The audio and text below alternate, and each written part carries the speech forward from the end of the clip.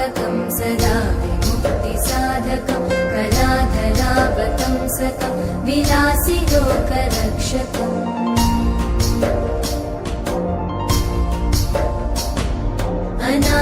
अनायकैकनायकं विनाशिते भदैत्यकं रताशुभाशुनाशकं नमामि तं विनायकम्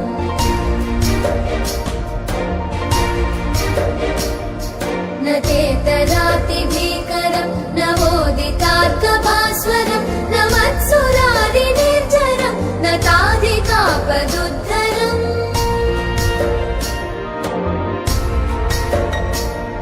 सुरेश्वरं निधीश्वरं गजेश्वरं गणेश्वरं महेश्वरं तमाश्रये परात्परं निरन्तरम्